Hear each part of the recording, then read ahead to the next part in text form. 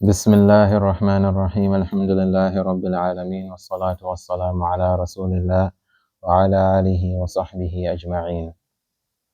Inshallah, we'll continue with the seerah of the Prophet sallallahu alaihi wasallam. Just to recap, last Friday we ended off with Abraha's attempt and failure to destroy the Kaaba, and today we'll inshallah see how the Persians came to overtake Yemen. So okay. As we talked about last week, Abraha, when he went to the Kaaba to destroy the Kaaba with his attempts, he left his son Yaqsum in Yemen, and Yaqsum he remained under as the ruler of Yemen for some time. So the Habasha still had control over Yemen, and when he died, his brother Masruq is the one who took over. At that point, there was one member of the royal family from before, the original royal family, the Tuba, and his name was Saif ibn di Yazan. And he wanted their land back from the Habashas who came and took over originally, because it was from Rabi'a ibn Nasr and it was passed down in lineage. He should rightfully, or part of the royal family should be the people that are ruling over Yemen. But that's not the case since the Ahbash took over. So he was very upset at this reality and wanted to take back the leadership of Yemen under his family's name. So he tried to gather some support from the Arab people in Yemen, but he wasn't really able to get enough. So he thought, who is stronger than the Ahbash in this general region? And his mind went to, let me go to Sham and talk to the Qaisar there to help get my land back. So he travels from Yemen all the way to Sham, where the Qaisar, he tries to plead with him and tells him his explanation of this land is rightfully mine.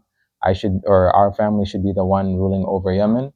But the Qaisar, he doesn't want to hear any of this, because if we remember, he was the one who actually wrote the letter to Najashi in Ethiopia in the first place to send the army to Yemen. So now that Saif ibn di Yazan is coming and asking for help, he doesn't want to hear that, because he knows the ruler of the past was the same one who committed the massacre of the Christians in Yemen.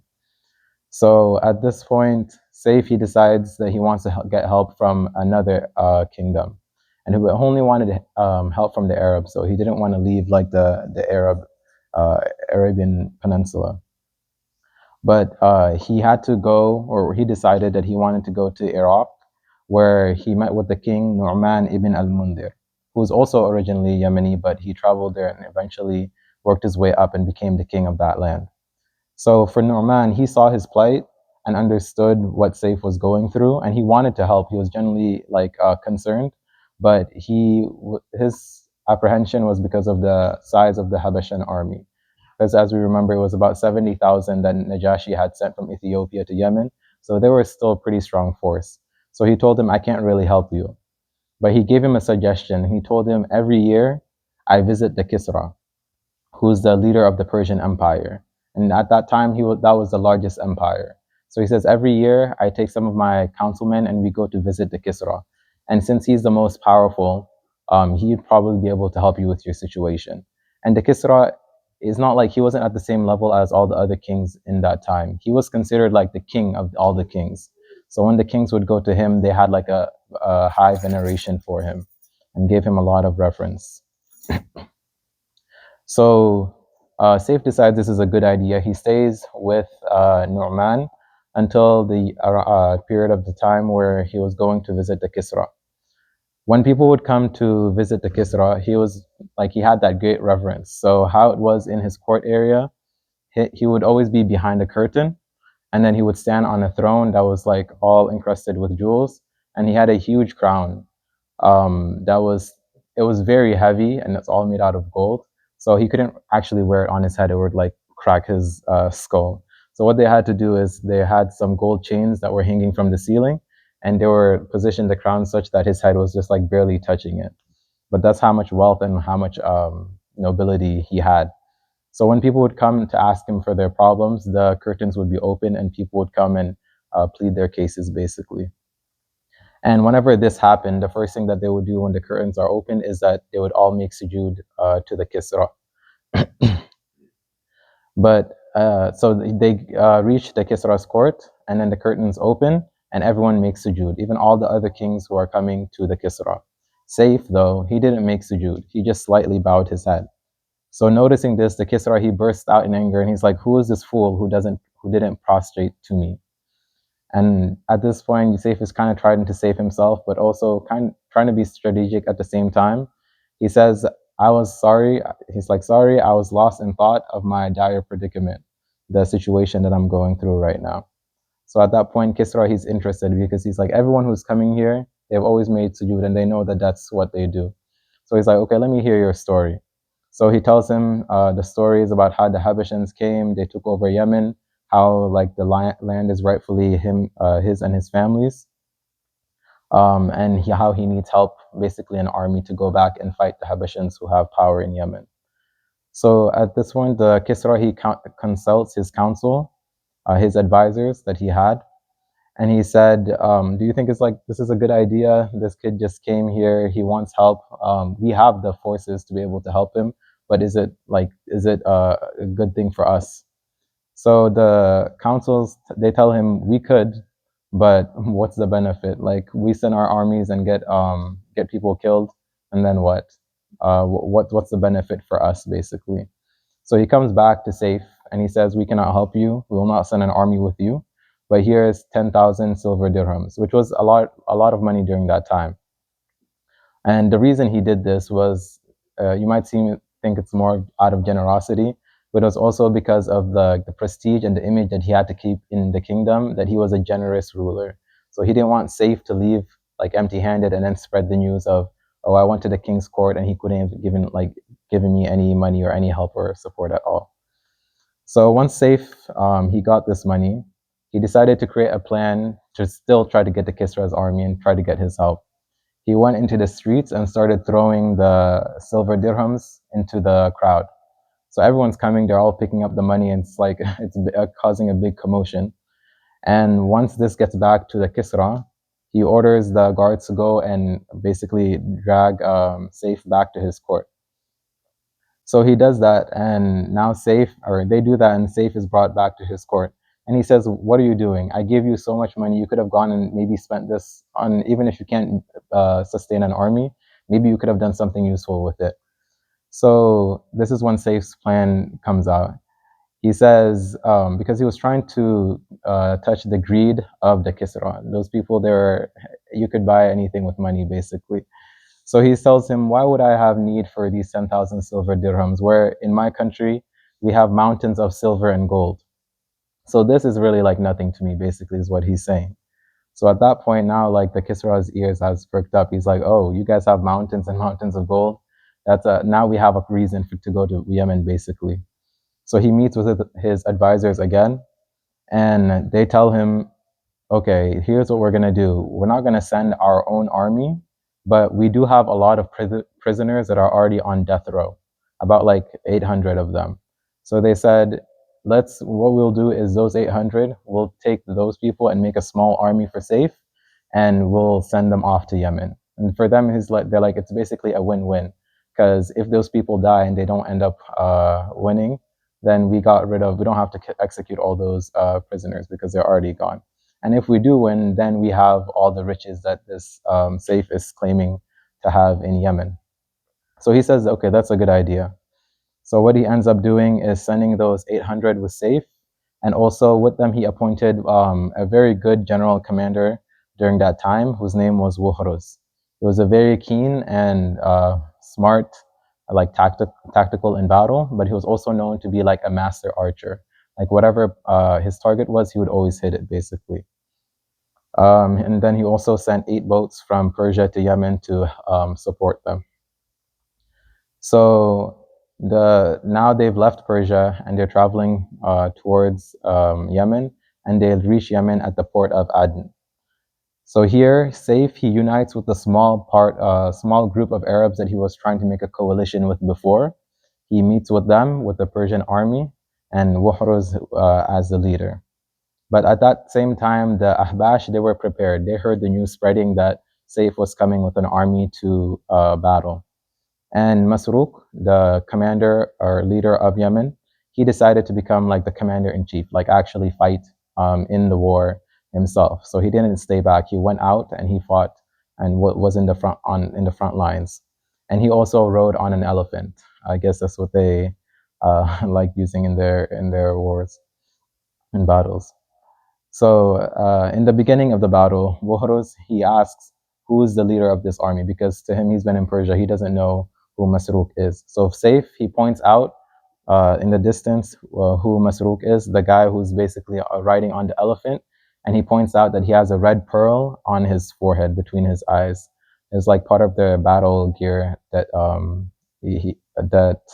Masruq was wearing. So Buhruz tells him, let me know when he's off the elephant.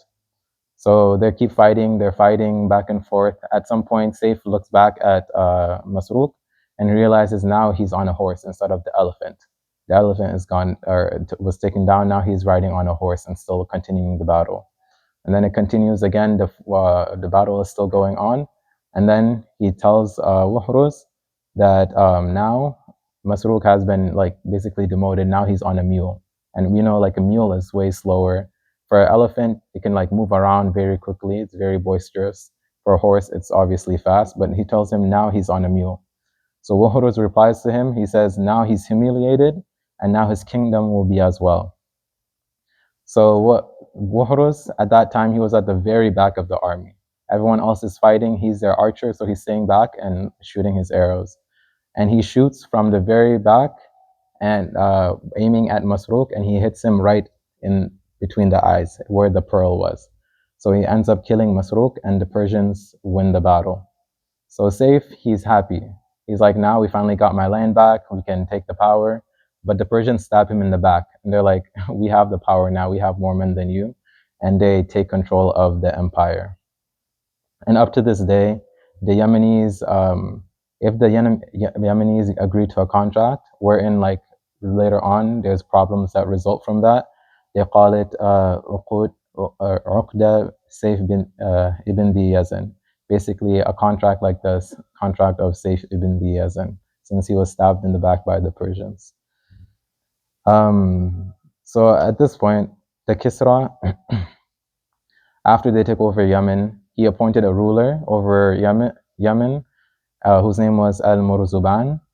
And after some time, he died and was replaced by another ruler, Taybujan. But the Kisra, he ended up having problems with Taybujan, so he replaced Taybujan with Bathan. And during this, the Bathan's rule is when the Prophet ﷺ's message came, when he was in Mecca. So the Prophet ﷺ, he sent a letter to the Kisra in Persia, like trying to basically spread the da'wah of Islam during that time. But the Kisra, he was so angry that he tore the letter before even reading it. And then he also killed the messenger, which is like, as we know now, and as it's always been in history, you don't kill the messenger. It was a sign of like great arrogance on the Kisra's part. So when the news came back to the Prophet ﷺ, he said, he ﷺ said, he ripped up my letter. May Allah subhanahu wa ta'ala rip up his kingdom. So then Kisra, he sends a messenger to Badan, who is the current ruler of Yemen. And he says that this guy, the Prophet ﷺ, he sent me a letter and it infuriated me so much. I want you to go to Mecca and basically get him and bring him to me in Persia. So Badan sends two of his men to the Prophet ﷺ. They arrive and they say, we're gonna, one way or another, we're gonna take you to the Kisra.